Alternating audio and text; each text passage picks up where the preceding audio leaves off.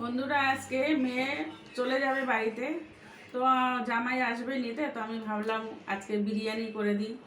তো আমরা স্মার্ট বাজারে গেছিলাম, এই মশলাটা নিয়ে এসেছিলাম। তা মেয়ে বাড়িতে এটা করেছিল, করে বলছে মা খুব ভালো হয়। তো আজকে আমি এই মশলাটা দিয়ে বিরিয়ানি করব। তো আমি এখানে দই দিয়ে দিচ্ছি। এখানে আমি 100 গ্রাম দই দিয়েছি, আর ওই মশলাটাই অল্প দিয়ে এটাকে ম্যারিনেট করে নিতে হবে। এই মশলাটা অনেকটাই এখানে দিতে হবে, অল্প রেখে দিতে হবে বিরিয়ানির উপরে দেওয়ার জন্য।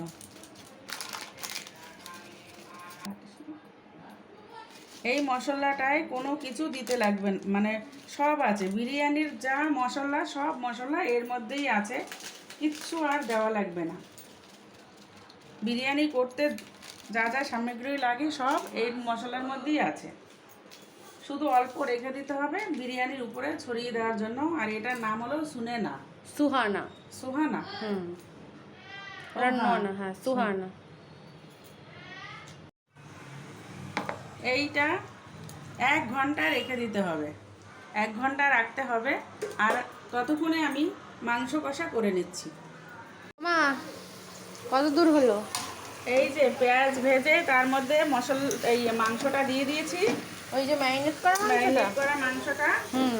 আর এখানে জল বসিয়ে দিয়েছি বিরিয়ানির চালের জন্য ভাত করব বলে। এই যে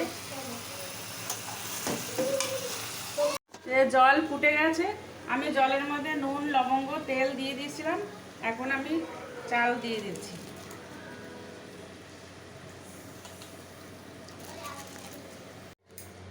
বলো। এই যে ঘি দিচ্ছি। ঘি দিয়ে কি হবে এটা? ঘি মানে দিয়ে এটাকে একটু ব্রাশ করে দেব। তারপর এখানে রাইস দিয়ে দেবো। ফার্স্টে আমি লেয়ারিং করে নিচ্ছি।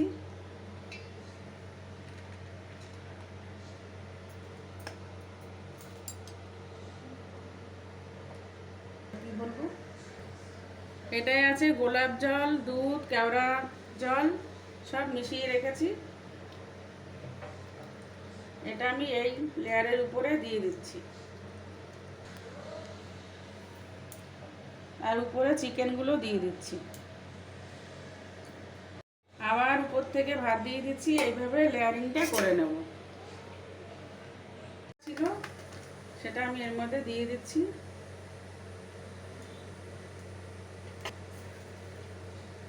তার উপর থেকে বেরেস্তা দিয়ে দিচ্ছি,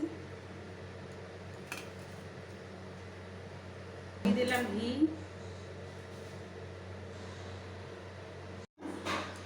এটা 10 মিনিটের জন্য দমে বসাবো। এই যে উপরে একটা শিলনোড়া চাপা দিয়ে দিলাম, গ্যাসটা একদম কমিয়ে দিয়েছি।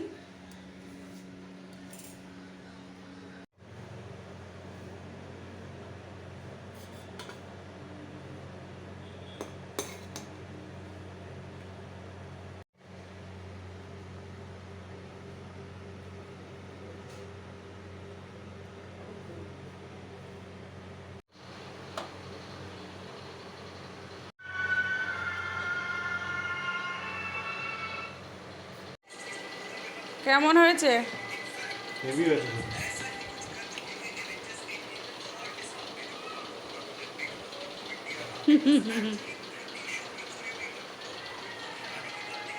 অরি মুখটা দেখাও।